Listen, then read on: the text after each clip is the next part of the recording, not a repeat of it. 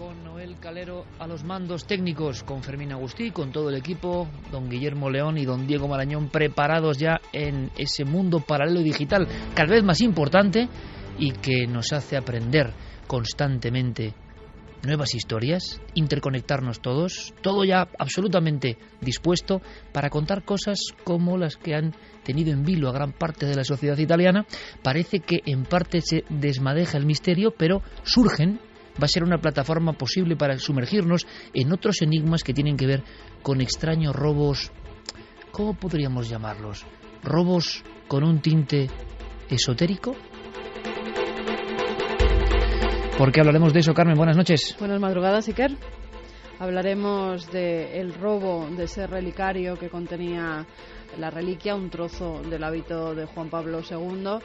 Y contaremos cómo ha sido recuperado la última hora, cómo ha sido devuelto a esa pequeña iglesia del Áquila, y además repasaremos otras reliquias que han sido robadas y también nos adentraremos en los rituales que se pueden hacer con estas reliquias. Porque ¿quién las quiere? ¿Cómo se compran? ¿Se trafica con ellas? Eso nos suena a la Edad Media, pero sigue pasando hoy, ahora mismo. La sangre, importante. Algunos expertos esta noche nos hablan de magia, pero no magia blanca ni magia negra. Magia roja. Jaime Pérez Campos, compañero, buenas noches. Buenas noches, Iker. También prestaremos atención, entre otras muchas cosas, a algo que nos suena, nunca mejor dicho, y que viene de Murcia. Sí, si hace solo unas semanas hablábamos del extraño sonido que se capturaba en Cádiz, ahora ha ocurrido en Murcia. Hace solo 3 días ocurrió en esa ciudad. Algunos vecinos han conseguido grabarlo y lo más sorprendente, Iker, y que no se sabe todavía si puede tener relación o no, en teoría ha salido una versión oficial que ahora conoceremos, pero hay quien sigue vinculando este sonido a la extraña lluvia de palomas que ocurrió ese mismo día.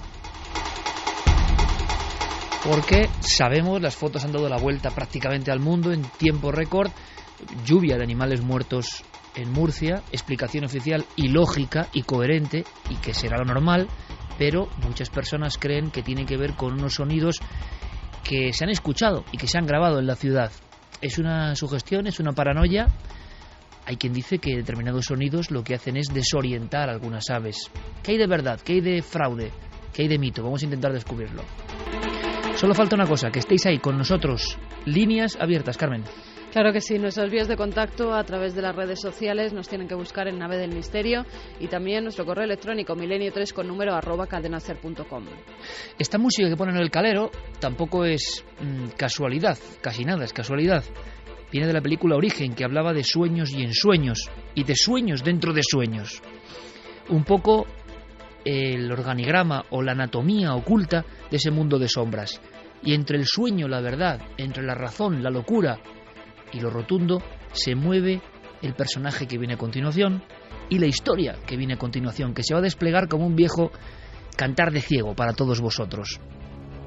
Es un cambio de ritmo, evidentemente, porque me ha impactado tanto que las noticias incluso puede que queden ahora en un segundo lugar.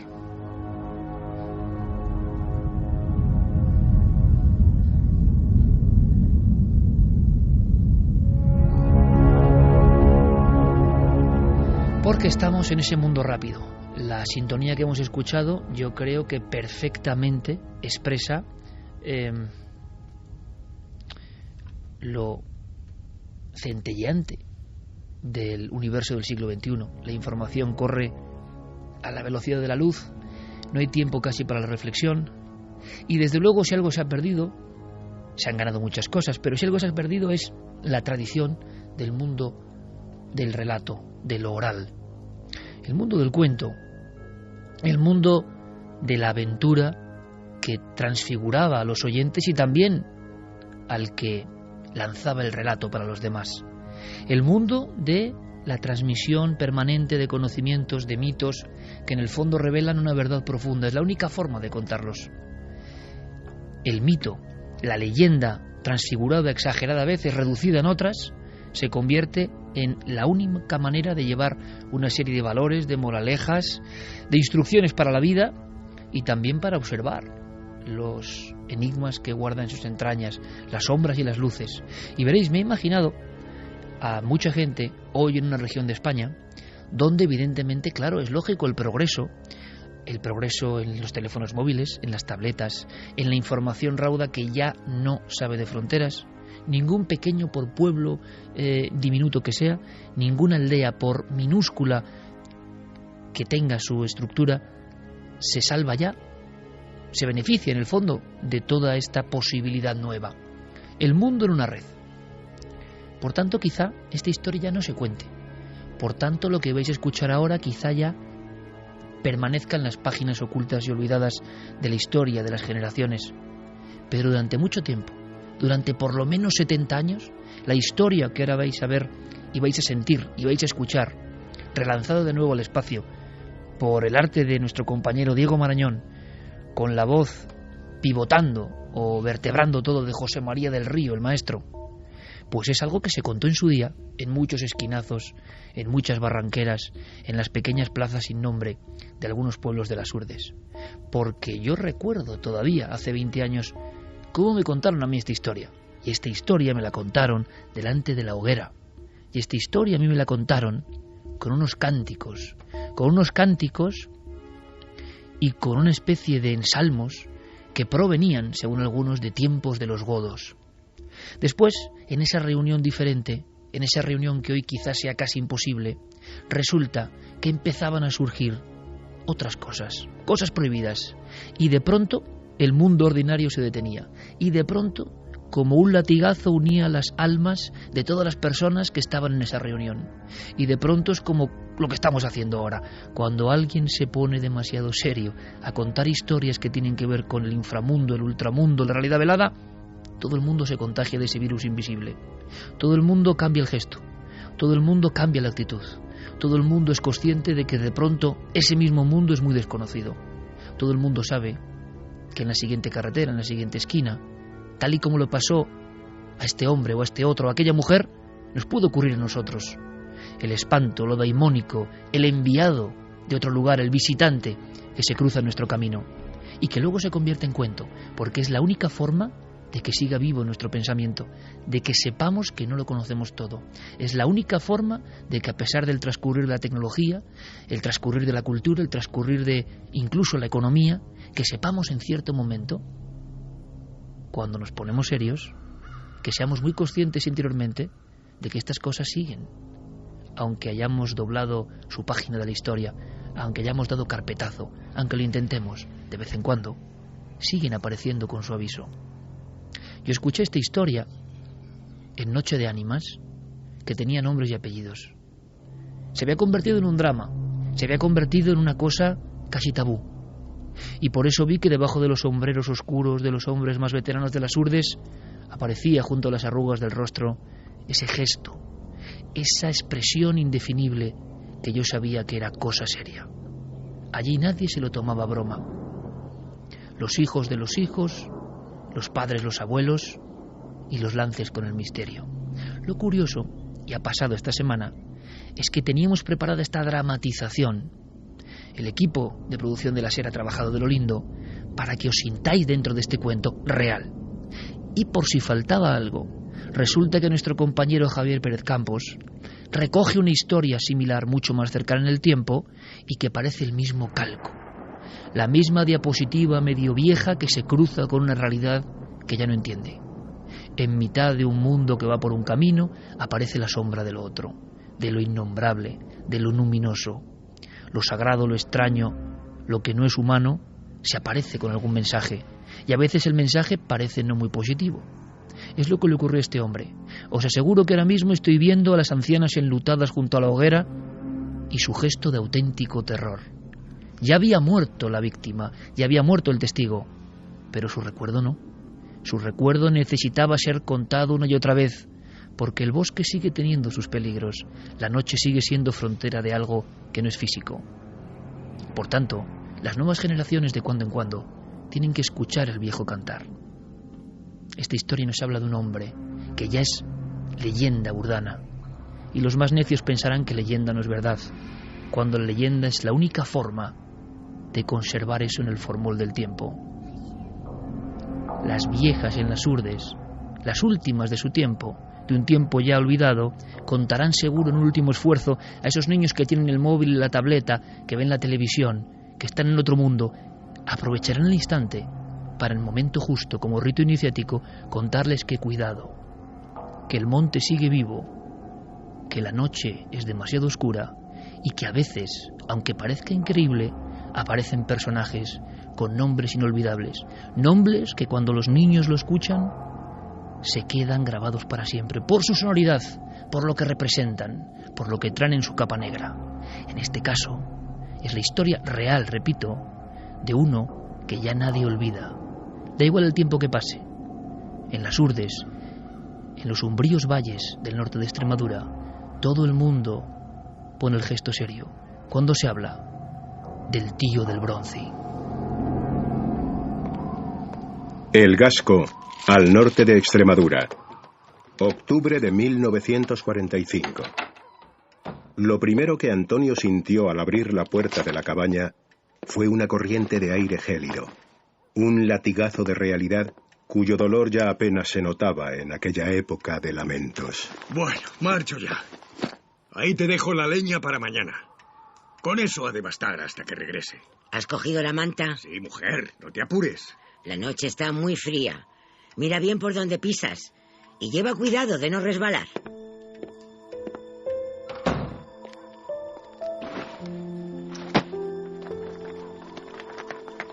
Antonio Domínguez Crespo, a sus 58 años, se echó el hatillo al hombro y emprendió el camino hacia los oscuros prados cercanos a Nuño Moral. La pista, sinuosa como una serpiente, aparecía algo más visible de lo habitual bajo la luz de la luna llena. La Sierra de Gata y el Valle del Ambroz eran testigos mudos de aquellos pasos en mitad de la noche. Pasos que se cruzarían con otros bien conocidos a los pocos metros. Antonio. Hola, Manolo. A la faena. Que no falte. Bien a gusto voy. Ambos estaban acostumbrados a escuchar aquel tipo de mentiras. Ayudaban a sobrellevar la precariedad que asolaba a la comarca de las Urdes en plena posguerra. Eran carboneros por puro sentido de la supervivencia.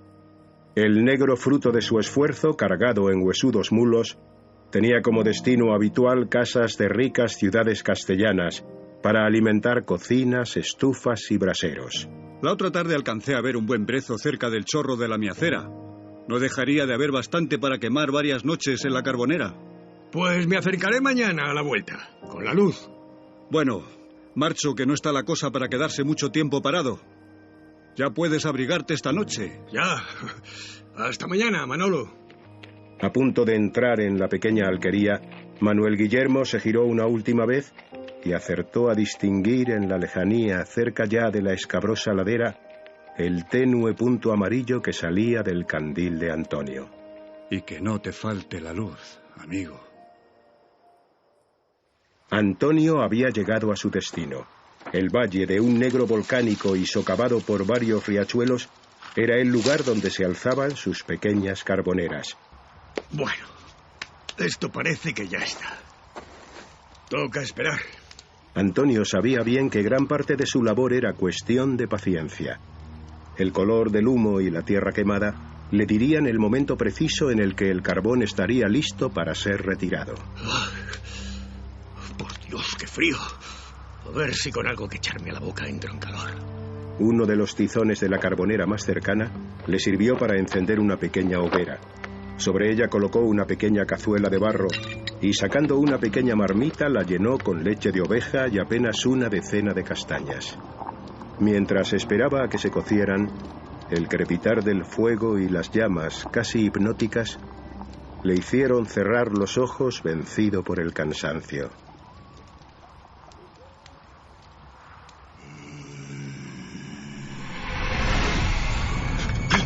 ¿Qué pasa?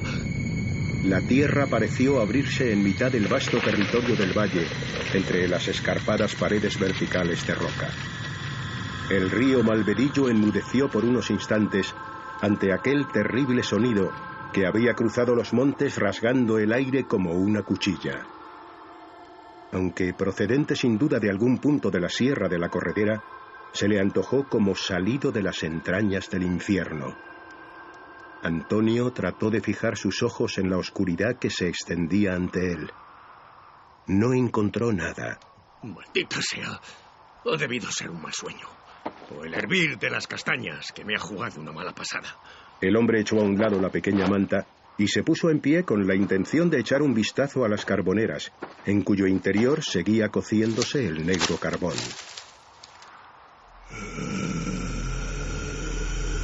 ¡Dios santo! Esta vez lo supo. Antonio estaba seguro. Aquello no era una pesadilla, sino algo tan real como el fuego que aún crepitaba a su lado. ¿Quién va? De pronto, a unos metros, alcanzó a verlo. Sus piernas empezaron a temblar. Sin embargo, no era ya el frío lo que atenazaba a Antonio, sino el profundo miedo que empezó a recorrerlo de arriba a abajo. Es como bronce. Talmente de bronce. No me haga daño. Ante sus ojos aparecía un ser antropomorfo, vestido con un reluciente traje de aspecto metálico y envejecido. Una máscara a modo de casco cubría por completo su cabeza, en la que destacaban dos ojos inmensos, ocultos tras lo que parecían cristales opacos.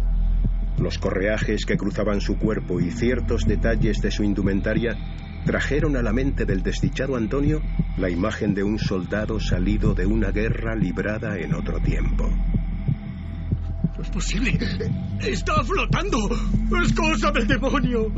Efectivamente, aquel ser no parecía apoyar sus pies en el suelo. Suspendido en el aire, alcanzó el punto más alto de la carbonera. Sin embargo, el intenso calor no parecía afectarle lo más mínimo. Emergiendo entre el humo blanco que salía de ella, la figura lanzaba brillantes destellos cuando las llamas y la luz de la luna llena incidían en su armadura. Lo que quiera que fuese, fijó su inquietante mirada en Antonio. ¡Protégeme, señor! ¡Es el demonio, el mismísimo diablo que me quiere llevar! ¡Socorro! ¡Socorro! El carbonero echó a correr en mitad de la noche. No quiso volver la vista atrás, ni siquiera para comprobar si la figura le estaba siguiendo. Su único objetivo era llegar a su cabaña y escapar del inesperado visitante infernal. En la soledad del valle junto a las carboneras, aquel ser imposible y daimónico sencillamente se desvaneció en la oscuridad, como la llama de una vela al apagarse.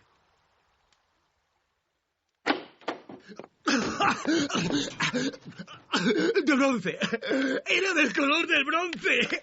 ¿Pero qué haces aquí? ¿Qué dices?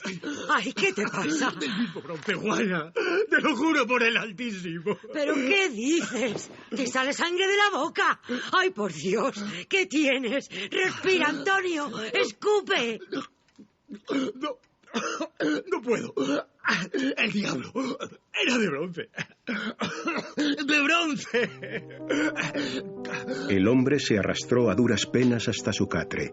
Parecía que el alma se le quería escapar a causa del miedo. Algo se había quebrado en el sistema vital del carbonero. Los pequeños trozos de sangre coagulada que salían de su boca daban fe del brutal impacto.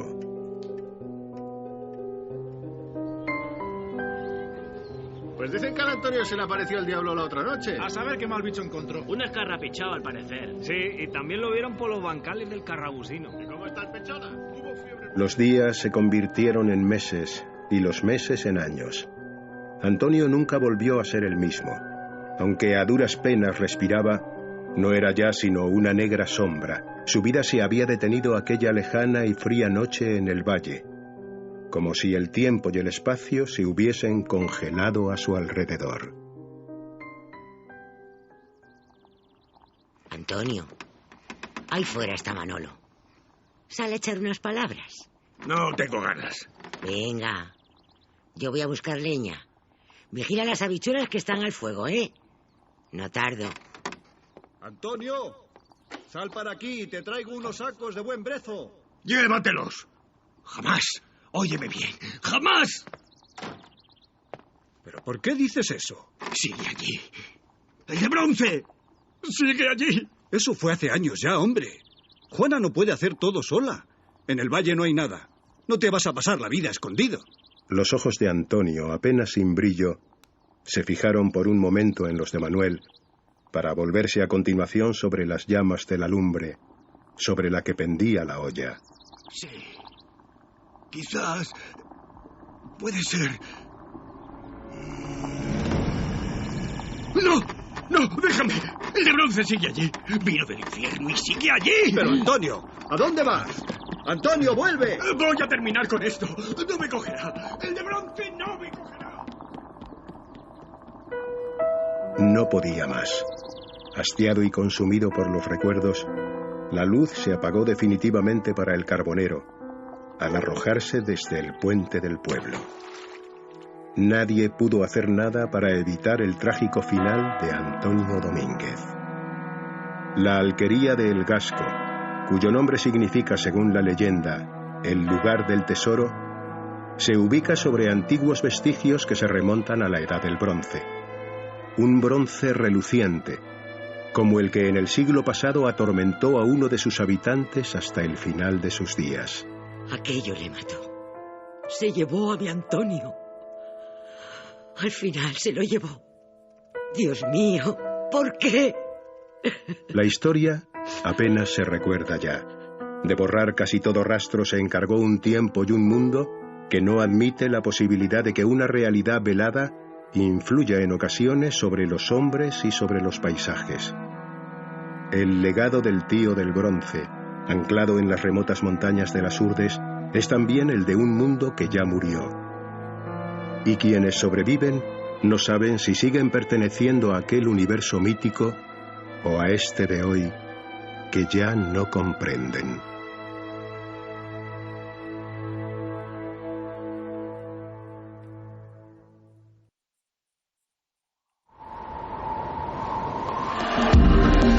Nunca antes habías estado tan cerca de lo desconocido. Milenio 3. Cadena Ser.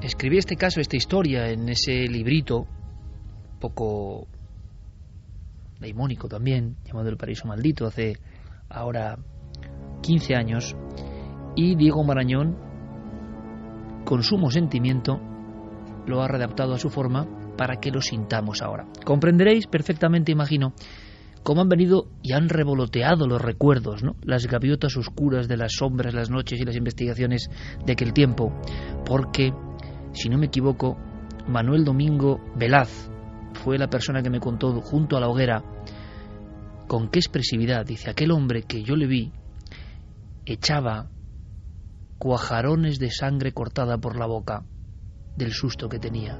Usted lo vio, yo lo vi, trozos de sangre coagulada echaba por la boca. De alguna manera era el recuerdo, el marchamo, la impresión, que seguramente a nivel médico tiene una explicación. Algún tipo de shock tan brutal produce casi un colapso. Pero aquel hombre, aquel testigo de segunda fase del encuentro, nunca pudo olvidar no solo el relato de lo que contaba aquel individuo, sino una expresión del terror que nunca había antes contemplado. Alguien que sangrase, que emitiese esos coágulos por el impacto, por el enorme impacto de lo que acababa de contemplar. Después, mucho tiempo después, Javier Pérez Campos, junto a Israel Espino, descubren algo que yo no conocía, al César lo que es del César, y que ponía el broche final que yo no conseguí en su día, y que así se investiga, ¿no?, durante generaciones. Y la de Javi, que es una nueva generación, encontraba junto a Israel a la persona que tuvo que hacer el llamamiento al juez de paz para levantar el cadáver de este hombre, que no es ningún cuento, se ha transformado en cuento, pero es el ejemplo de cómo los cuentos llevan profundísimas verdades. Por cierto, antes de que me cuentes algo, Javi, nuestro agradecimiento a todo el equipo de producción de la SER, a Diego por escribir la historia, a Carlos Piñero, a Francisca González, a Nacho Gijón, a don José María del Río, ni más ni menos, Alfonso Sanz, por todo ese trabajo, y a Juan Antonio Merallo, porque gracias a ellos de vez en cuando podemos vivir las historias, y yo tenía esa ilusión de que todos, no es cuestión de sobrecogerse, sino que nos metiésemos en la mente mítica, en la mente que ya casi no existe, en la mente que pervive por fortuna solo en algunos lugares. Y vosotros, Javi, para poner colofón a esta historia, encontrasteis a las personas que tuvieron junto al juez que alzar el cadáver, y si no me acuerdo mal, el propio juez, era tan raro lo que había allí que no quería firmar el parte de defunción. Sí, nos encontramos allí a Cristino Crespo, que era la persona que se había tenido que hacer cargo del cuerpo sin vida del tío Picholas, ¿no? Que además nos decía que era una noche de perros, que él casi lo vio cómo se lanzaba por el puente al río, y la noche era tan terrible y el médico no quería subir hasta el Gasco por la noche tan terrible que hacía, que él mismo tuvo que bajar, jugarse la vida y con una cuerda atar el cadáver de este hombre a los pilares del puente para que no se lo llevara la corriente. Y se mantuvo allí atado el hombre que había muerto por la aparición, que no había logrado desalojar de su mente la aparición, que puede tener diferentes formas, pero que en este caso le pareció un hombre que flotaba, casco ovalado, oscuro o del bronce brillante, y que le pareció, como decía Diego en su historia, como un soldado venido de otro tiempo, ¿no? Sí, y que recordó hasta el día de su muerte, es decir, que parecía que ese recuerdo le atormentaba constantemente, como le había ocurrido también, Iker, a otros vecinos de las Urdes, concretamente de esa zona del Gasco, que también en ese lugar habían tenido encuentros con un ser de características muy similares. Ahora escucharemos vuestras opiniones. Santi, Clara, Carmen, desde luego ha sido como, que era mi idea, entrar de repente en esa cultura perdida, que la radio interconectada, como sabemos que estamos ahora mismo con cientos de miles de oyentes en diferentes países del mundo, que todos hayamos formado durante un rato la inmensa hoguera de la cultura oral y casi tribal que no podemos olvidar, ¿no? Porque esto en el fondo son los cantares de ciego, son las coplas de cordel, son las historias o tenebros medievales, cuando no corría la información como corre ahora, donde a veces pierde su magia, tenía que trasladarse todo esto envuelto en una moraleja, en un sentido. Hoy los cuentos son cosas de niños, ¿no? Y yo creo que estos cuentos no son cosas de niños, no sé qué opináis. Pues la verdad es que nos hemos metido efectivamente en ese mundo ancestral. Fíjate que la magia de este tipo de narraciones, de estas narraciones que nosotros hemos oído de una forma sofisticada, pero que cuando la cuenta una voz recia en medio de una hoguera, compartiendo unas hogazas de pan y algunas viandas en un pueblo perdido de las Urdes o de cualquier otra comarca, a pesar de no tener los efectos de sonido, a pesar de no tener los locutores profesionales, no solo no pierden, sino que a veces hasta ganan muchísimo en autenticidad. Y entonces yo que había leído la historia de tu libro y que tenía tengo mi propia teoría racional, te olvidas de la explicación racional, te olvidas de todo y hasta te olvidas de la importancia de decirla o de contarla, porque ¿para qué? ¿Para qué vas a estropear la magia de la tradición oral? ¿Para qué vas a estropear la magia de estas maravillosas narraciones? Pues la verdad es que yo también me he sentido transportada a ese lugar. ¿Te has sentido en el serano de los jurdanos junto a la hoguera? Pues me alegro. En ese tiempo. Y yo, por destacar otro aspecto de la historia, me ha llamado la atención ese tormento, ¿no? que persiguió a este hombre hasta el final de sus días, que por como lo describes tanto en el libro, que también lo leí, como lo ha contado ahora muy bien, relatado también Diego, tiene toda la pinta de ser una víctima de un shock postraumático, es decir, algo tan grave que te marca y que obviamente en esas tierras te conviertes casi en algo raro tú mismo, ¿no? En un bicho raro tú mismo, y como no recibes ningún tipo de ayuda, tratamiento psicológico, algo para paliar, independientemente de que fuera lo que viera, tuviera o no una explicación, a él le impactó de tal modo que transformó su vida para mal, en este caso. Quizá en otro contexto a lo mejor la hubiera transformado para bien. Esto es lo que pasa, que además el ser era de un aspecto tan sombrío. Diréis algunos de vosotros, amigos, y con mucha razón, tan estrafalario, tan increíble. Bueno, pues ahora viene una sorpresa. Tú has estado en esos seranos muchas veces. Sí. Y a mí, ¿sabes? Me volvía a la mente a esas cenas con guisos de panes y peces, con esas ensaladas de naranja, y cómo la gente de allí te contaba estas historias que habían cambiado su vida. Eso era lo importante. La verdad es que cuando te encuentras ante estos testigos, que cuesta sacarle las palabras porque lo que han vivido les ha impactado demasiado. Al principio por el miedo de qué dirán en el pueblo, y luego cuando se envalentonan a contárselo a unos periodistas, parece que se quitan un peso de encima y que por fin dicen: ¿y usted me puede explicar lo que yo vi? Y quien se encuentra entonces el periodista, en nuestro caso el investigador, lo que queréis llamarle, con esa impotencia tremenda, porque no puedes ayudar. No puedes ayudar. Contarle otros casos para que no se sienta el único, para que vea que esto ocurre en el resto de España también y en otros lugares del mundo. Parece que eso les calma un poco, pero siempre se quedan con la cosa: ¿y qué fue lo que yo vi? ¿Fue algo demoníaco? ¿Fue algo venido de otro planeta? No saben muy bien explicarte, que ni ellos mismos le dan una connotación. Este caso, por ejemplo, va a hablar Santiago Camacho esta noche del Hangar 18. Pues bien, este caso se produce en el norte de Extremadura antes.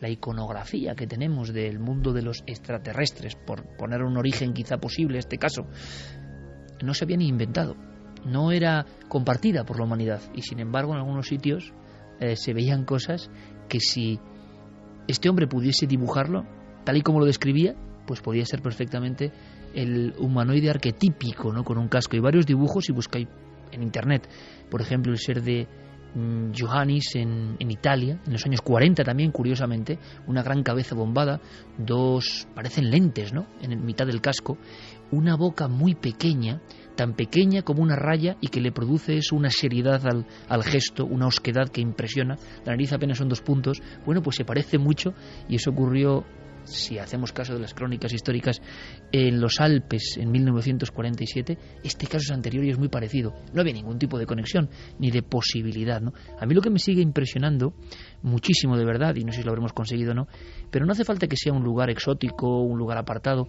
Cuando en una reunión, cuando en una mínima reunión, sea de amigos, sea de alguien, de pronto, pero con verdad, saca un tema que tiene que ver con el misterio, se produce un extraño ensalmo compartido.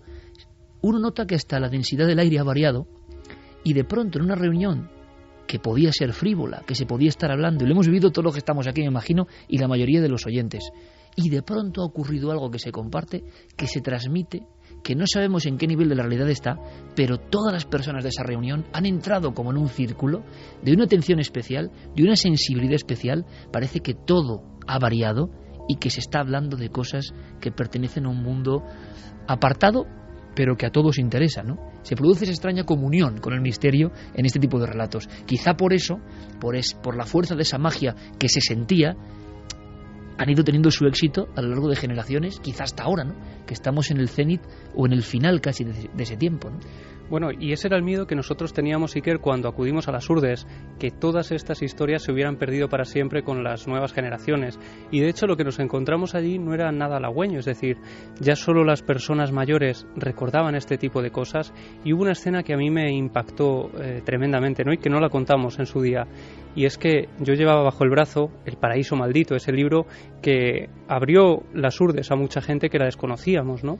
Y de repente yo recuerdo tener algunos nombres subrayados, nombres que llevaba grabados a fuego en la memoria, a los que intentaba incluso localizar preguntando a algunas personas, y lo que me impresionó es que ya todas esas personas estaban en el Campo Santo. Allí estaba su nombre, su fotografía y sus historias perdidas para siempre. Bueno, perdidas no, porque el cuento inmortal, solo que con una asistencia de miles, de cientos de miles de personas, continúa ahora, a través de esto que estamos haciendo ahora. En el fondo es el último homenaje a aquella gente que contaba para media docena de personas, para una docena de personas sus cuentos, creyendo que quizá nunca van a salir de ahí, pero gracias en esta intervención, o por desgracia dirán algunos, esto es conocido, el cuento se sigue transmitiendo, ¿no? Sí, pero en eso Javier tiene toda la razón. Posiblemente nosotros, y ya en último extremo su generación, seamos los últimos que hayamos podido acceder a la esencia de esas historias, porque cada uno sus vivencias, sobre todo si son vivencias inéditas, vivencias que no puede comparar con nada, las relata con el filtro de su cultura, de lo que conoce, de lo que ha vivido. cuando sucedieron estas historias, cuando se originaron estas leyendas, había culturas autóctonas. Casi cada pueblo, cada comarca de España tenía su propio acervo cultural. Ahora mismo estamos en una cultura globalizada. Ese filtro, esas gafas con las que interpretar esas experiencias únicas, ahora ya son únicas, ya son unificadas. Ya todos tenemos exactamente el mismo par de antiparras y vamos a decir que esto ha sido la chica de la curva, vamos a decir que esto era un alienígena, vamos a decir que esto era un fantasma o un duende, pero porque ya es lo que hemos visto en la televisión. Tenemos un manual de instrucciones mentales común. Efectivamente, ya tenemos un catálogo y una forma de catalogar nuestras experiencias común, y se pierden matices y sobre todo se pierde poesía. Desde luego, Santiago, desde luego.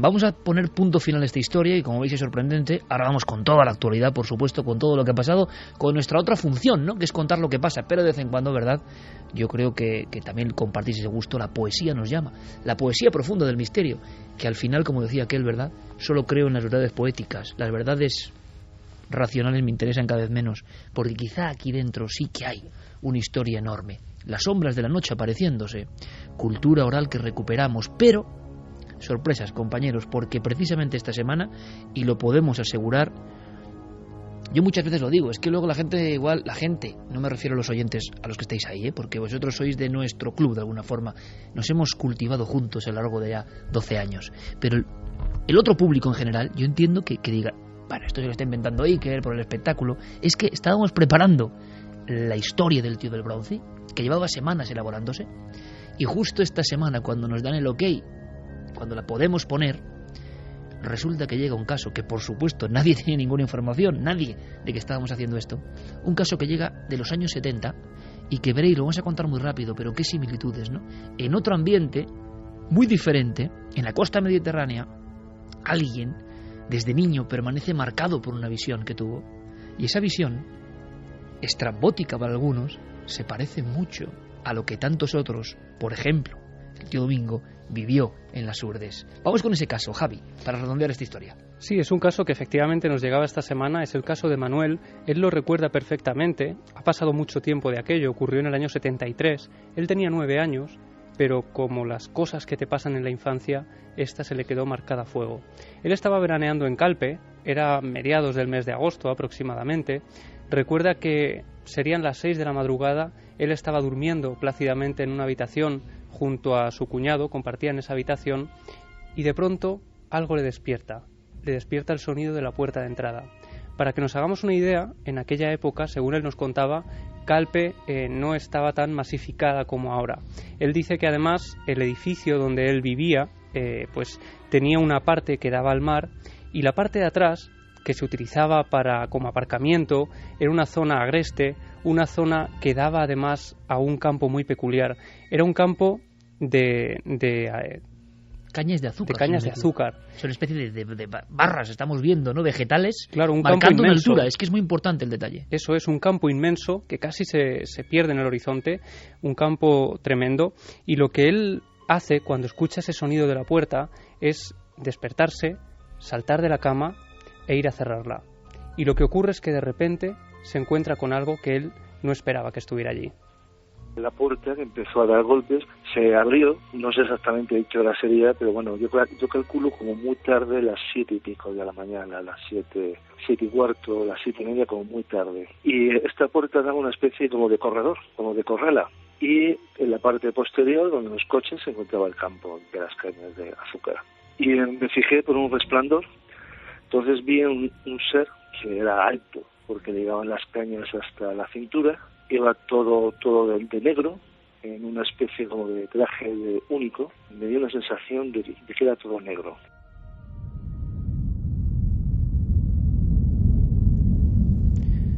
Y descubre que ese ser, que tiene además unos brazos y unas piernas desproporcionados, como demasiado altos para una persona normal, está totalmente inmóvil en medio de ese campo de azúcar. Le sobresale medio cuerpo a través de esas cañas, a través de esos matojos. Está totalmente quieto y piensa que lo que le ha llamado la atención es algún reflejo del sol que está saliendo y que ha impactado quizá sobre ese traje que brilla especialmente de ese ser. Y entonces descubre Iker, cuando empieza a fijarse más en esa figura, que tiene algo todavía más extraño, una especie de casco y otro objeto que él en un primer instante no reconoce. Tenía un casco triangular sin vértices y en la parte de la inserción del casco con el traje tenía una especie de óvalo metálico que era el que brillaba más que el cristal del propio traje. Sé que llevaba una especie de bombona a la cintura, que no es una parte cómoda de llevar una pequeña bombona o depósito o filtro, que iba comunicado con un tubo como de aspiradora a la parte inferior del casco, justamente a la zona plateada. También sé que llevaba más cosas, pero no lo puedo decir porque es que ya ha pasado tanto tiempo que te estoy contando lo que es más exacto. 2:15, seguro que absurdo, estrambótico, increíble, imposible. Año 73, el año en que yo nací, y se le queda eso grabado a fuego, muy físico, incomprensible, y sobre todo, a día de hoy, o sea, 41 años después, la comunicación con este amable testigo, el impacto, el sueño, el recuerdo, la pesadilla permanente desde entonces, de alguna forma. Sí, y de hecho hay detalles que a él le impresionan inmediatamente, casi desde el primer momento en que ve a esta figura que parece estar observándolo desde unos pisos más abajo. Él dice además que hay, por ejemplo, un detalle que le impresiona, que es la desproporción de la cabeza, que parece como mucho mayor al resto del cuerpo. Dice que el traje no sabe muy bien de qué material está hecho, porque de hecho le cuesta incluso pues describir esa situación, porque es algo que nunca ha vuelto a ver en su vida, ni había visto hasta entonces. Dice que parece algo sólido, pero que está muy apretado a su cuerpo, que es de una pieza, que incluso marca la musculatura, haciendo parecer que ese ser, en un principio delgado por la gran altura, pues tenía también una complexión fuerte. Y lo que más le impresiona es cuando, a través del casco, cree reconocer algunos rasgos faciales.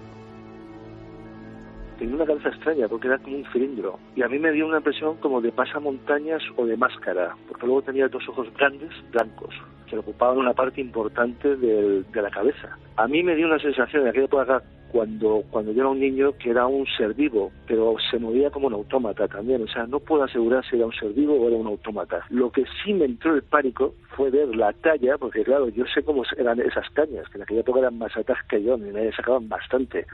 Y le llegamos aproximadamente por la cintura, un poquito menos, porque se le veía perfectamente el pequeño depósito rojo. Cuando yo entré en total pánico es cuando se acercó al poste y el casco superaba la altura de un póster de la época de los de teléfono de madera, de los típicos de cable negro grueso, que no sé qué tamaño tienen, pero yo calculo que tendría unos 3 metros por lo menos. Y tenemos que imaginar, Iker, esa escena de esta figura sobresaliendo entre las cañas de azúcar, medio cuerpo, gran altura, unos 3 metros, y de pronto alza la cabeza, alza esa especie de casco, parece que lo mira durante unos segundos y empieza a caminar hacia él. Sé que me miró, él me vio cuando entró en la zona oscura, me tuvo que ver porque estaba yo en la cuarta planta y no había nadie más. Era como si no le importara nada, era como él estaba allí y estaba allí. Y me miró para arriba, pues desde una distancia de unos 20 y tantos metros, 30 metros como mucho. Y sí me vio, evidentemente, y ya fue cuando ya abre, vamos, di un golpe a la puerta, fui corriendo al cuarto de mis padres, empecé a chillar, mi padre se molestó bastante y no salió nadie. Cuando ya volví a cerrar la puerta, evidentemente ya no estaba. Sería sencillo explicar todo esto bajo el aspecto de una alucinación, un despertar en mitad de la madrugada, pero qué descripción, qué detalles. 1973, bastante antes del tiempo de las grandes informaciones sobre este tipo de casos en España.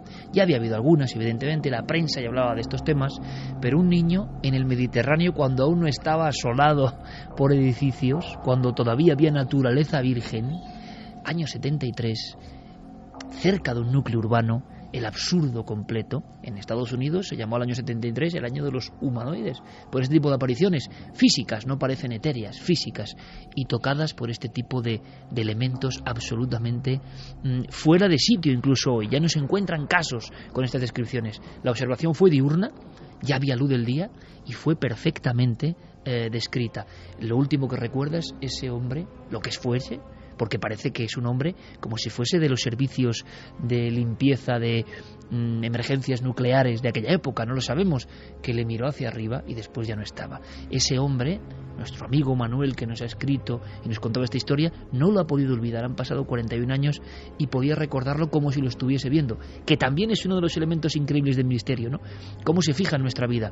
A ese hombre en 41 años le habrán pasado muchísimas cosas mucho más importantes quizá, o no, pero eso no se le olvida, eso permanece ahí. Si vemos, hay ciertos paralelismos con el ser hierático, oscuro, flotante, cabeza ovalada, que se le aparece a un asustado carbonero gurdano pues 30 años antes, ¿no? Sí, y esta experiencia además duró unos 5 minutos. Él dice que durante 5 minutos estuvo observando a este ser.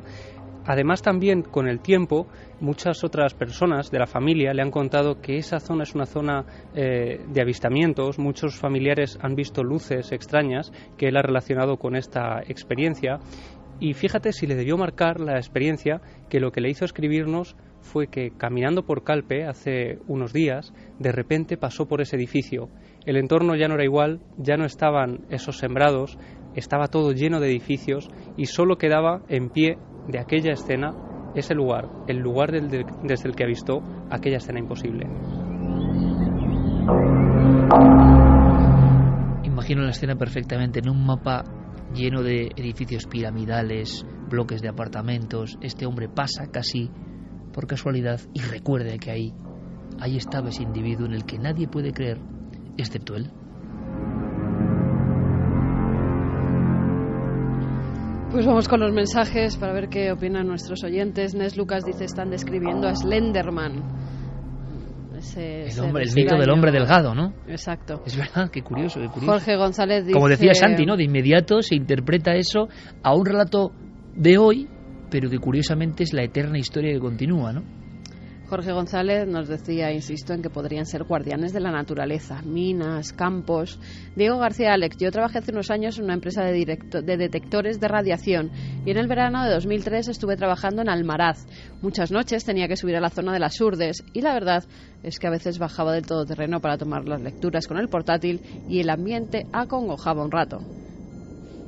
Lo pasaba mal, sí, en las Urdes de noche, en algún que otro bosquecillo de los que hay, se pasa realmente mal. David Cron dice: las dramatizaciones de Milenio 3 transportándonos a otros sitios y a otros lugares. Increíble las emociones e increíble la sensación de vivir el cuento. Gracias por estos regalos para los sentidos. Ramón Moreno: personajes de otra dimensión. Quién sabe, las últimas investigaciones de físicos teóricos admiten la posibilidad de estas dimensiones. Y que esto no quiere decir que esa aparición sea mala. Lo que pasa que hay que comprender a un hombre de aquella época en la que no había televisión ni nada, pues tuvo que ser un impacto impresionante para él. José Ramón López: la nave del misterio sigue demostrando que no se necesitan grandes superproducciones ni efectos visuales, solo hace falta pasión. Rebuscando, dice: el estado de duermevela en el monte te invade de vulnerabilidad, pero algo metálico, ¿de dónde sale? Penuria: el humanoide de Granja de Moreruela también era así, robotesco, sí, señor, y no llevaba mochila. Sí, señor. Y entrevistamos en Cuarto Milenio a Willy, el empresario zamorano, magnífico, lleno de vitalidad, y es lo mismo. Tuvo ese ser en el año 74 cerca de un monasterio abandonado y es el mismo retrato. ¿Y cómo lo describía él? Yo le preguntaba al buen amigo Guillermo, que estaba pescando aquel día, pero usted lo recuerda, dice, como si estuviera delante de mí. Ese es el ensalmo curioso, ¿no? Como si estuviera delante de mí. Había ocurrido el lance con el misterio en 1974. Bueno, fíjate, perdona, en el año 70 ocurre también otro avistamiento muy parecido, un ser de características muy similares, Puente de Herrera, y también en un sitio muy peculiar, en un campo de alfalfa. Es decir, verdad, en Valladolid. Claro, que hay una serie de circunstancias que a veces parece que se repiten, y esta también ocurre un 15 de agosto. Las fechas son muy parecidas. Aiden dice: las Urdes tienen más misterio que el Área 51. Yuli Tomé: ¿alguien sabe si se puede hacer noche en la sierra o montes de las Urdes? Sí, ¿por qué no? Bueno, si no hay ningún problema, es un lugar precioso, es un lugar precioso y un lugar maravilloso, ¿no? Bueno, que pregunte por allá a la gente. Sí, claro. Lucky Grunge: lo que pasa en el campo se queda en el campo. Es una suerte oír historias como esta. Alex Iso: las dramatizaciones de Nave del Misterio son mágicas, permiten que cada oyente visualice la historia a través de su imaginación. Antonio Rubio: increíble dramatización, parece que estoy dentro de la mismísima historia. Buen trabajo. Javi Fisher: las dramatizaciones de Milenio 3 te meten en la piel del personaje, qué miedo, leñe. Becky Otaku es como ver una telenovela, como antes que eran en la radio. Alejandro Carmona, lo dije, una noche perfecta para pasar miedo, grandísima dramatización. Hoy hace noche de mucho frío aquí en Madrid, por lo menos. Sí, en casi toda España. Y se dice mucho, pero en el 2003 este equipo de locos rescató el género de dramatizaciones que llevaba más de una década y más sin hacerse. Parecía algo antiguo. Seguramente será algo antiguo. Nos encanta lo antiguo. Vamos ahora con lo moderno. Vamos ahora con la actualidad, vamos ahora con todo lo que ha pasado, que se puede resumir con dos voces que quiero que escuchéis rápidamente. Uno es Giovanni de Ercole, obispo auxiliar del Áquila, que nos cuenta, parece que ha habido un robo. Bien, ese robo parece que se resuelve policialmente, pero detrás de la acción nos da la impresión de que hay un mundo que no conocemos, el mundo del contrabando de reliquias, el mundo de la magia roja. Como siempre, una noticia concreta, ocurra lo que ocurra con esa noticia, nos va a hacer penetrar en otro mundo. ¿Qué decía el obispo del Áquila? No sabemos cuáles han sido los motivos del robo, pero de entrada es algo muy desagradable. Es un gesto del cual no comprendemos el porqué, no entendemos la razón, especialmente en un momento tan delicado. Nos estamos preparando para la canonización de Juan Pablo II. Este santuario fue el primero dedicado a él en Europa. Es muy triste. En nombre del arzobispado, invito a todos a rezar y agradezco la presencia aquí de las fuerzas del orden, los carabinieri, que nos harán saber sus averiguaciones. Che stanno facendo la loro inchiesta saranno loro che ci faranno sapere qualcosa. ¿Qué habrá de fondo en esta historia? Pasquale Corriere es otro de los hombres, digamos, activos en el vecindario del Áquila, un lugar además asolado por terremotos, por todo tipo de vicisitudes hace unos años, y se ha producido el robo de una reliquia que, atención, nos lleva además a otra historia de novela, el consabido atentado de Fátima. Ese día de Fátima del año 81, ese acontecimiento todavía no viene explicado. Pues si faltaba algo, el último ramal, el trocito de tela con sangre, ahora robado. Lógicamente, empiezan las investigaciones, surgen hipótesis. ¿Qué dicen las voces de la gente importante de allí? Esto es un misterio, yo espero que no. Yo les pido a estos señores que la devuelvan, porque seguramente obtendrán el perdón de Juan Pablo II. Él perdonó incluso a quienes intentaron asesinarlo aquel famoso día. Esta pequeña cantidad de sangre que estaba sobre este trocito de su túnica hace referencia exactamente al día del atentado.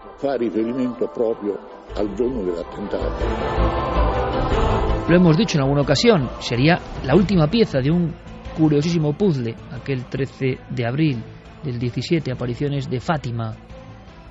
Un ser, curiosamente un ser, que es interpretado como la Virgen y sus mensajes, que en parte cambian su mundo. Un 13 de octubre del 17, danza el sol. Imposible, ¿verdad? 70.000 personas así lo afirman, otro día 13, pero del año 81, un misterioso sicario, Aliasca, atenta contra el padre de la Iglesia en el corazón de San Pedro del Vaticano. Le salva una monja, que de alguna forma desvía el tiro o dificulta la visión del propio francotirador.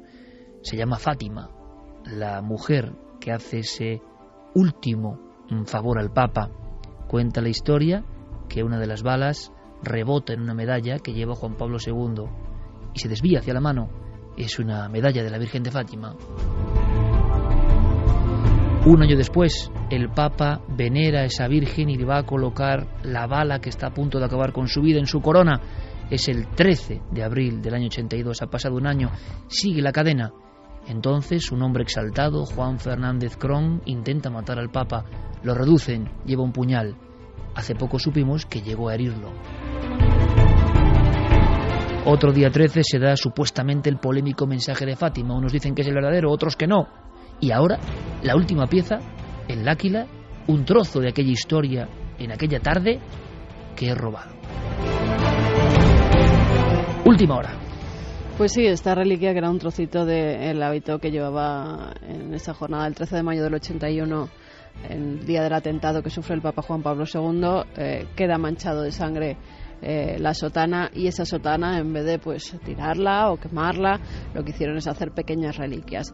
Algunas de ellas las tenía el antiguo secretario del Papa polaco, de Juan Pablo II, que cuando muere Juan Pablo II decide enviar ese trocito al Áquila, porque allí el Papa se retiraba muchas veces a meditar, a orar. Es más, cuando salía del Vaticano sin saber dónde iba, se iba precisamente a esa zona porque la tenía como algo muy especial. Esa reliquia viaja hasta L'Aquila en el año 2011, si no recuerdo mal, y la lleva un sacerdote que la lleva en su mochila, y esa mochila se la roban en el tren, con lo cual esta reliquia ya ha estado perdida una vez. La segunda vez. ¿Esa reliquia interesaba ya en el primer momento a alguien? No creo que fuera la reliquia, creo que era un robo normal dentro de un tren, porque luego la reliquia fue encontrada, yo creo que no sabían ni de quién era, fue encontrada en una papelera, con lo cual el que lo robó lo que quería era el resto del contenido que había en la mochila y no la reliquia. La reliquia por fin llega al L'Aquila, es resguardada allí como detrás de un cristal en un relicario. Y lo que pasó hace ahora 7 días, el sábado, se cree que fue la noche del sábado, porque el sacerdote cierra la iglesia el viernes por la tarde-noche después de dar misa. El sábado no acude a la iglesia y acude el domingo para dar de nuevo una misa. Y es entonces cuando se encuentran unas rejas cortadas, además cortadas pero con materiales que se ve que habían ido allí a cosa hecha para ya romper esa reja y extraer la reliquia. La reliquia y una cruz que se llevaron también de esa iglesia. Enseguida los carabineros se pusieron a buscarla con perros, con más de una veintena de perros han estado buscándola toda la semana, hasta que han dado con 3 drogadictos que después de ser encarcelados han declarado que efectivamente ellos fueron los que sustrajeron la reliquia, pero que no sabían dónde estaba esta. Eso es lo que dicen en un principio. Sí dan el lugar donde han escondido, enterrado tanto el crucifijo como el relicario, pero lo que es la reliquia en sí dicen que no saben dónde está y que no les interesa y que la tiraron. Cosa que luego se ha sabido que no es verdad. La buscaron y apareció en uno de los garajes de la casa de uno de estos chicos.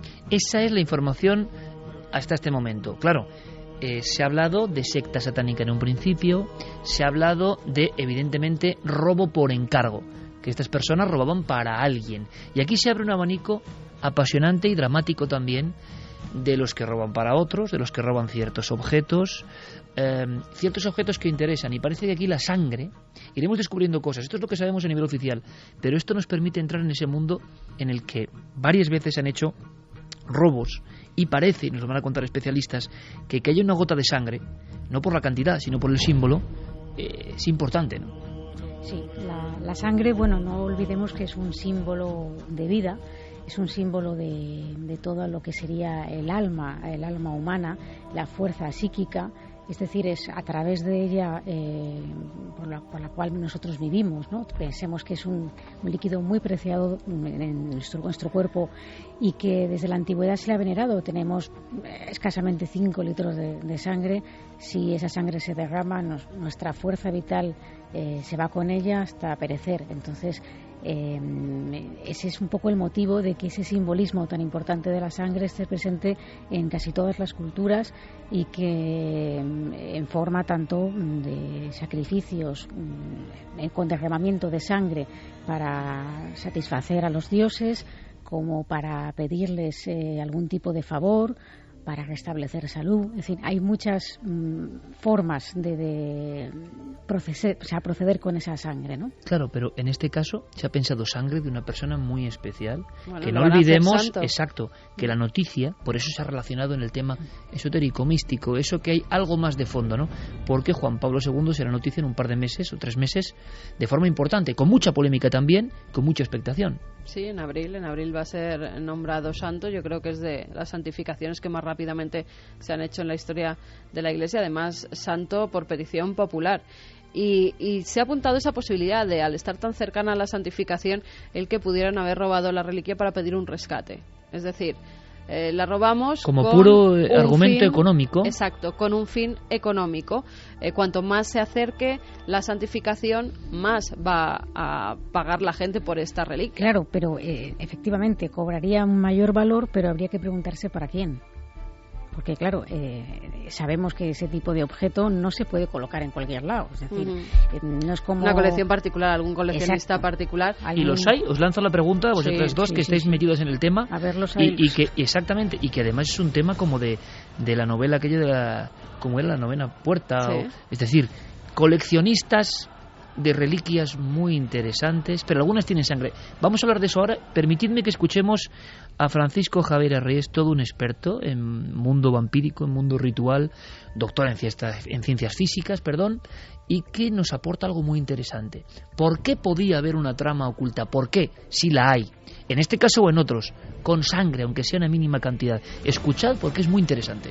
Pues en principio en todos aquellos ceremoniales y rituales en los que se practica lo que se denomina como magia roja, ¿no? Que incluye tanto elementos de sangre, a veces también elementos sexuales, y la sangre ahí es un valor fundamental para el ceremonial.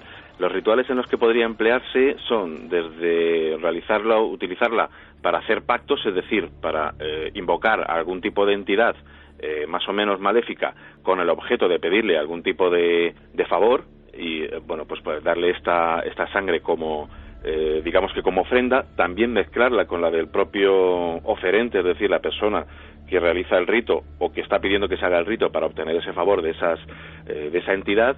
Se puede también utilizar también para consagrar objetos, por ejemplo, objetos rituales del tipo del atameo, cuchillo ritual que se utiliza en ceremonias de todo tipo, incluidas las satanistas evidentemente, espadas, varas, etcétera. El uso que se le puede dar pues es muy variado.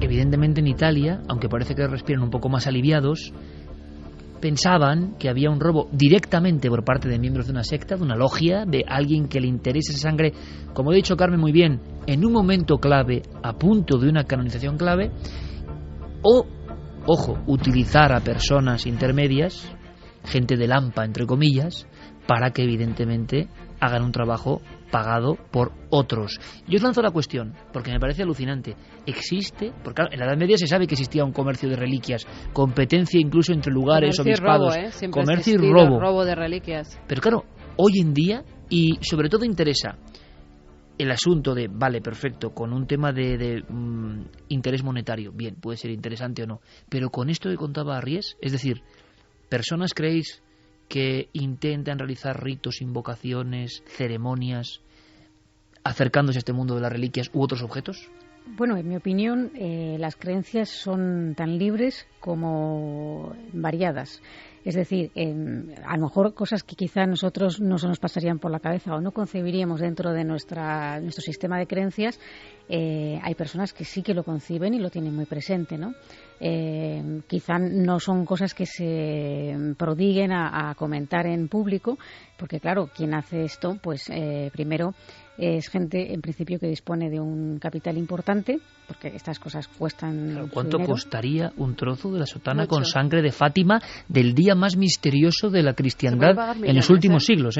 Se pueden millones. Sí. El problema es que precisamente no hay donde venderlo. Es decir, es exactamente lo mismo que cuando robas, que cuando quieres hacerte con un objeto único. Esta misma semana se ha robado un violín Stradivarius.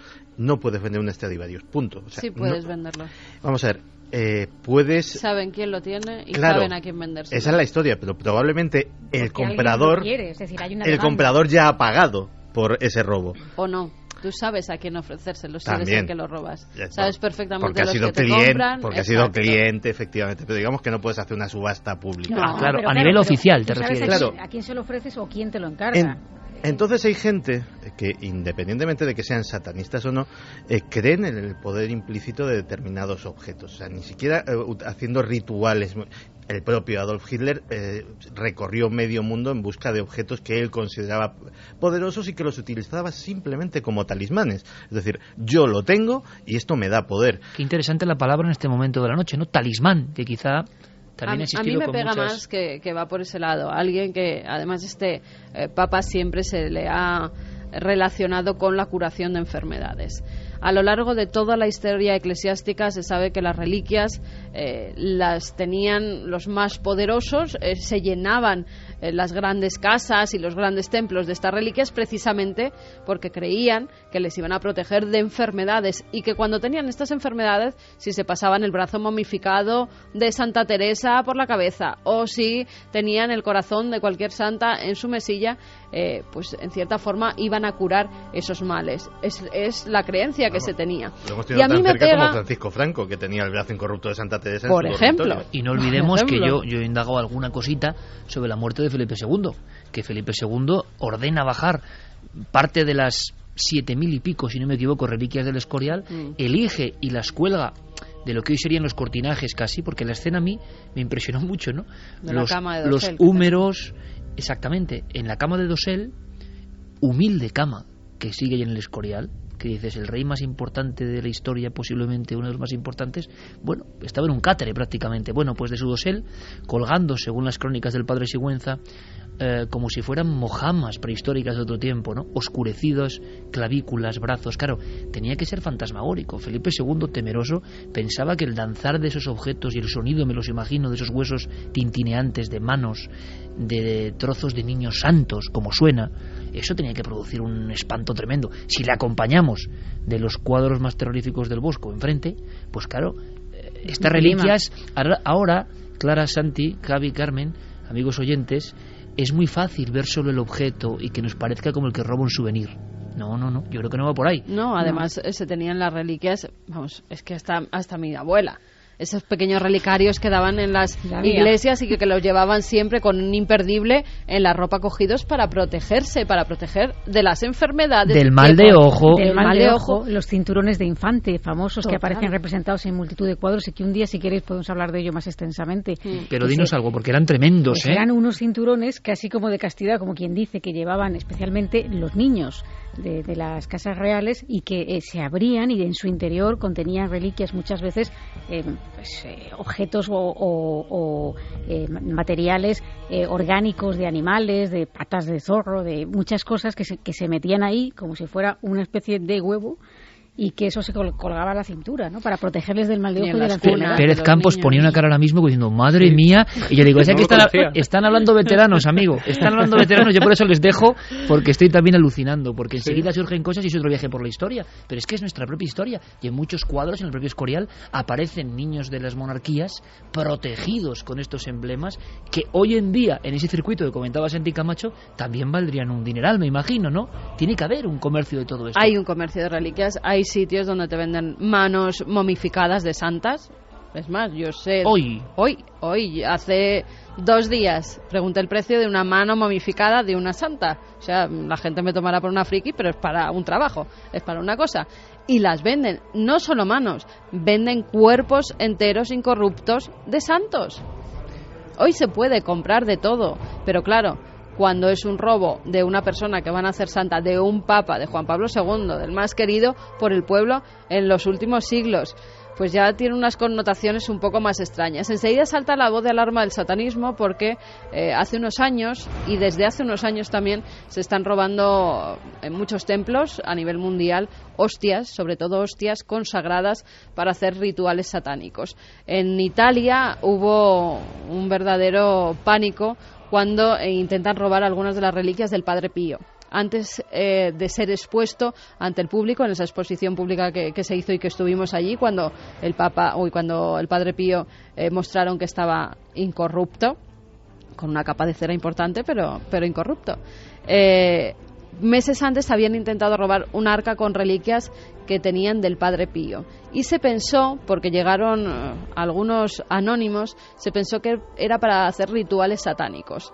Hubo varios robos en una especie de triángulo que hacían varios pueblos de la zona, donde se encontraron además restos de animales, restos de posibles rituales. Y eso dio la voz de alarma y por eso, al ser robada la reliquia de Juan Pablo II, enseguida se ha pensado que podía ser para algo satánico. Interesantísima la tertulia que continúa ahora. Lo que os decía, una noticia hace que escuchemos, sobre todo Javi y yo, a Santi, Clara y Carmen contando unas cosas apasionantes. Nos encanta. Mientras tanto, de fondo, Noel Calero, Hans Zimmer, nos pone Ángeles y Demonios.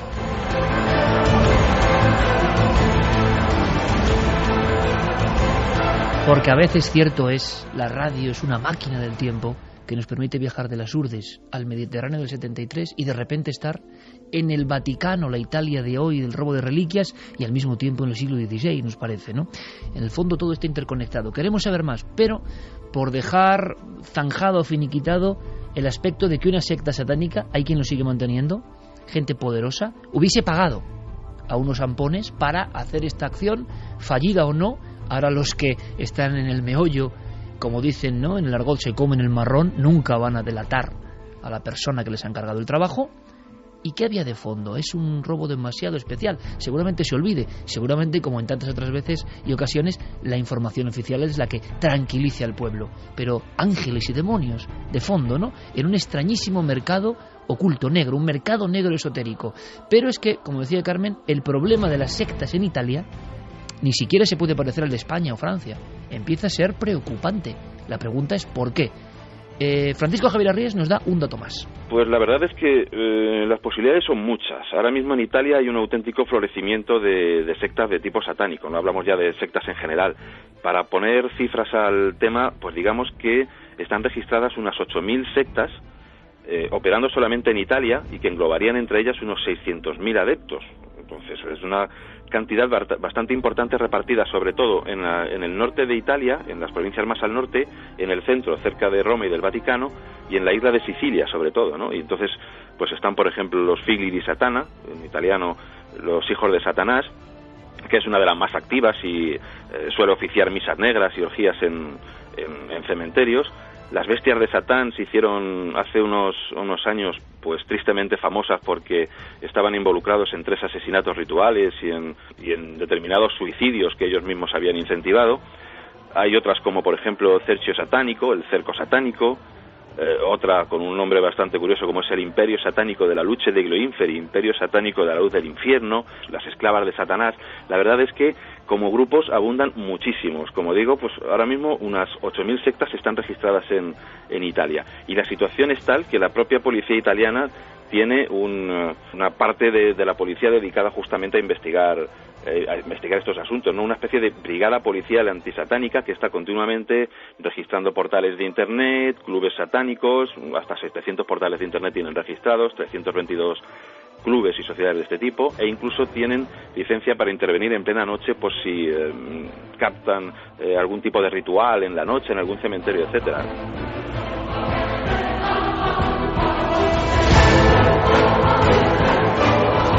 Con esta música me parece casi estar en el momento de la profecía afuera de Roma, cuando ese padre asombrado está desenterrando un cuerpo, creen que está el cuerpo de su hijo y en la tumba aparece, si no recuerdo mal, un chacal, ¿no? O el esqueleto de un perro. Esa Italia profunda, que es muy profunda Italia, cuando quiere es muy profunda. Y como decimos todos de Venecia conocemos las máscaras, pero cuando llega la noche en Venecia hay que verla también, en la parte menos conocida. Hay un interés enorme por el esoterismo. Se habló de Turín y el Triángulo Turinés como el lugar más satánico del mundo. Decía Clara, escuchando a Francisco Javier Arries, y os dejo continuar en esta tertulia apasionante, porque hay un trasfondo, que tú tienes una interpretación, si bien los números nos parecen un poco exagerados, hacen estadísticas, a mí lo de tantos miles de sectas me parece que sería increíble, pero ¿por qué este auge? Sí, yo tengo una reflexión sobre esto, que puedo estar equivocada partiendo de esa base, lo digo, ¿no? Pero sí que me parece que en los lugares en los que la espiritualidad, o sea, un lugar como Italia, que se caracteriza por su religiosidad, donde está la capital, digamos, del catolicismo, donde, por ejemplo, Turín, que se mencionó mucho en su momento como lugar de culto satánico, incluso hay un recorrido que yo he hecho por diversos lugares de la ciudad que con una simbología muy curiosa también. Hay una iglesia en cada esquina, o sea, es que es increíble, ¿no? Y dices, bueno, donde hay tanto, donde habrá mucha gente que comparta esto, ¿no? Esta religiosidad y este culto, pero la gente que en fin, nace allí, se encuentra con aquello, ¿no? Y a veces cuando te quieren meter algo por los ojos, a veces se produce ese rechazo y eso de voy contra esto, contra el sistema y contra lo establecido, una forma de rebelión. Quizá eso podría ser una explicación, desde mi punto de vista, de por qué hay un auge, aunque entiendo que las cifras que se barajan son exageradas, porque muchas veces se cataloga precisamente como secta satánica cualquier cosa, cuando sabemos que no hay tanto de ello. Pero sí que hay mucho simpatizante por el tema esotérico, y eso es algo que yo creo que esas brigadas que hay de policía es por algo, no se crean porque sí. A mí personalmente el mero hecho de que haya una brigada antisatánica me parece una atrocidad, punto.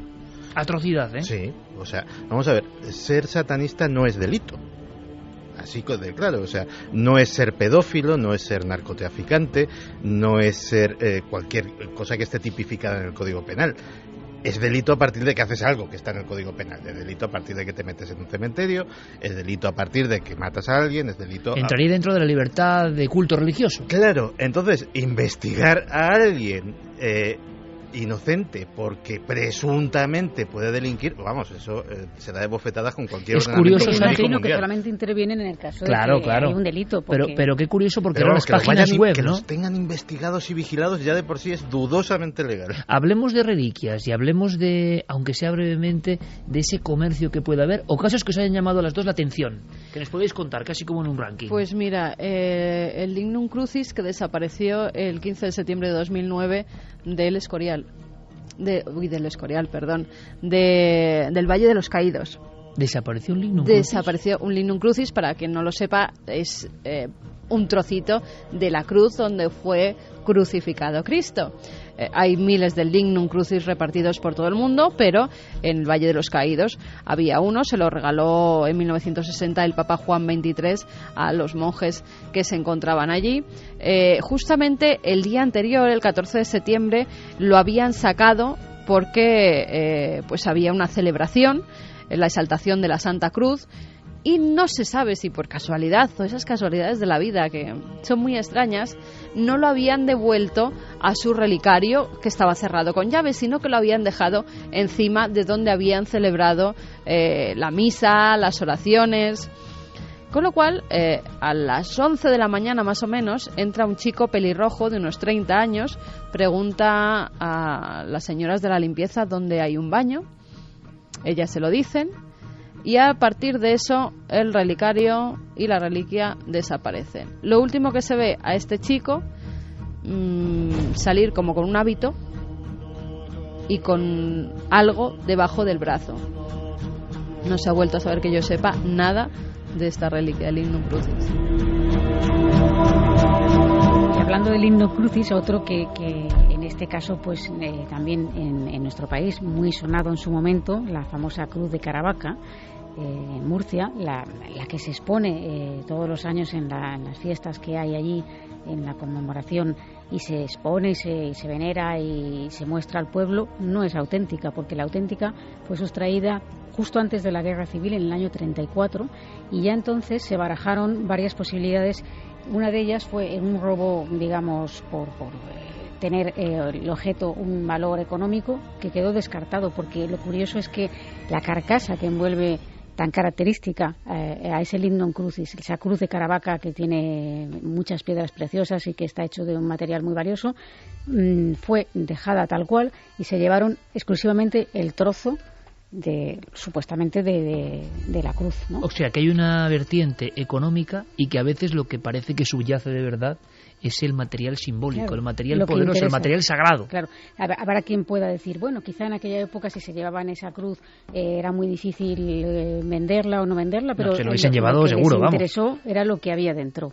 Y ya entonces se bajaron dos teorías, una sobre un posible robo masónico, porque lo podrían haber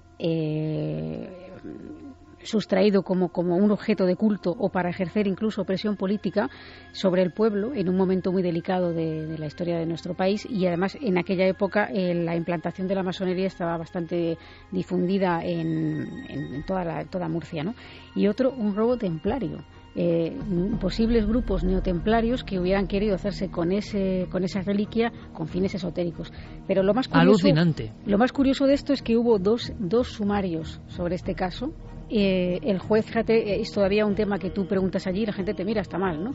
El juez instructor, de las presiones que recibió, se tuvo que inhibir del caso, y su sustituto, su suplente, fue asesinado de un disparo.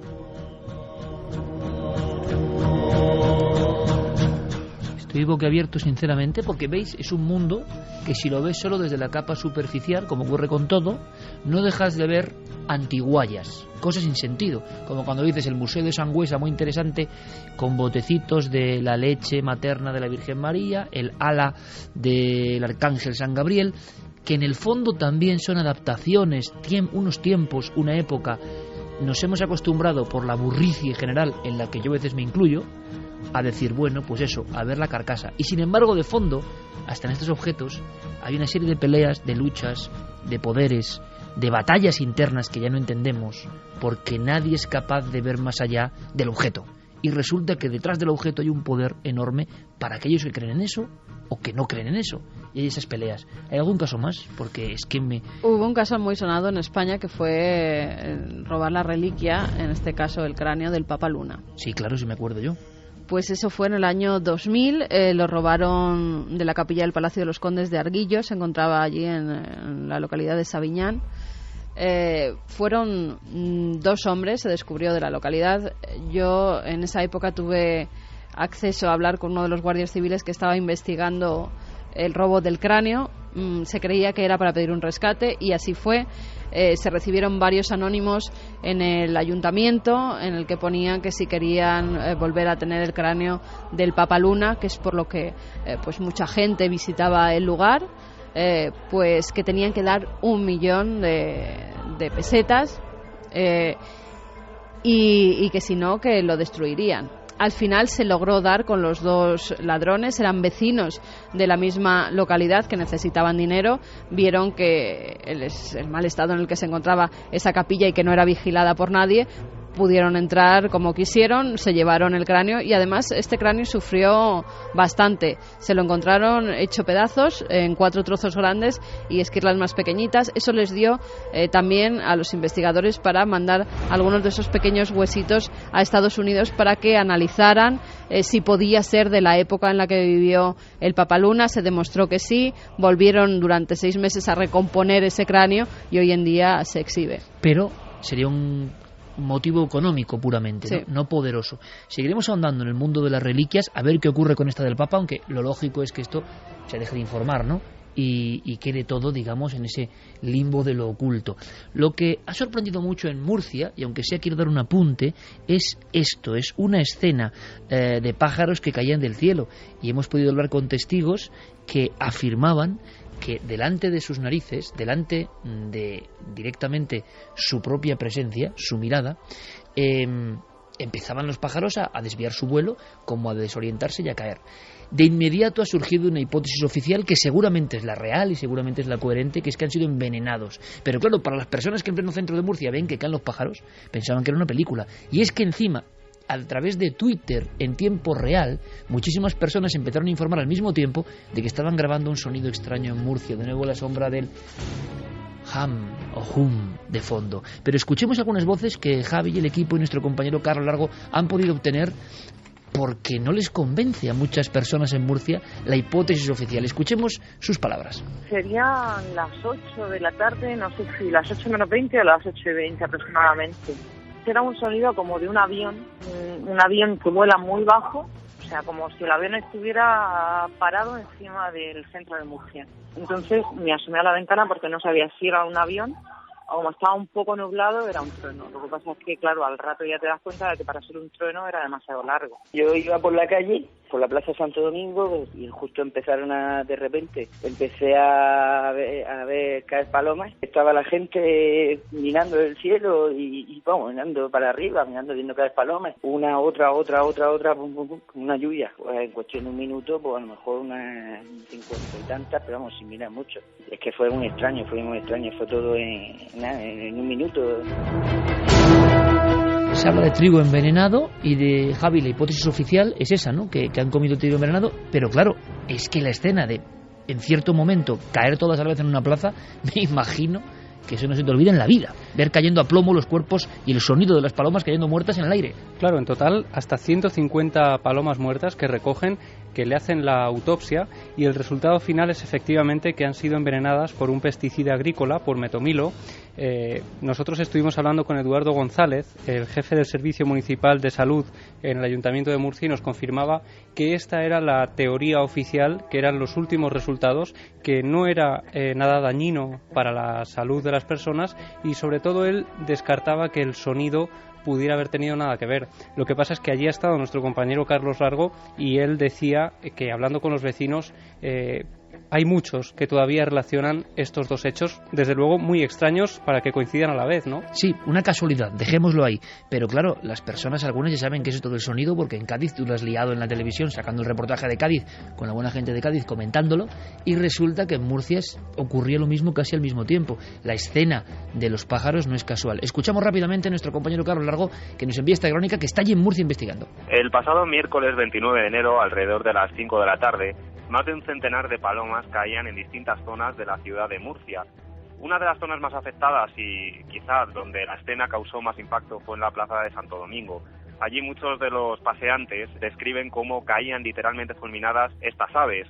Casualmente, también un par de horas más tarde, alrededor de las 7:30, 8, más de un testigo también me pudo confirmar que se escuchaba un ruido continuado y prolongado, como si fuera un avión que no apareció en ningún momento en los cielos de Murcia y que también se ha relacionado con este fenómeno conocido como The Hum, que ha aparecido recientemente en otras ciudades, como en Cádiz. Hay una versión oficial, ahora mismo, puesta sobre la mesa por parte del ayuntamiento, que es que estas aves que resultaron muertas fueron envenenadas por una sustancia llamada metomilo mezclada con trigo, un pesticida agrícola, y que pudo haberlas matado. Lo curioso es que más de uno de los testigos que pudimos entrevistar no está muy convencido, no se cree esta versión oficial, y todavía relacionan este supuesto sonido, esta mezcla de ruido que escucharon durante más de una hora con la muerte de estas aves. Una escena, como digo, prácticamente sacada de una película de ciencia ficción, como si fuera el apocalipsis de las aves. Como diría Vangelis, ¿no? El apocalipsis de los animales. Bueno, a la vuelta, después de nuestros compañeros y toda la retele de noticias que tenéis que escuchar para estar atentos de lo que está pasando en todo el mundo, os ponemos ese sonido grabado en Murcia. Viajamos al hangar 18 y comentamos la historia de la vecina con Clara Tahoces. Y muchas más cosas a la vuelta en Milenio 3.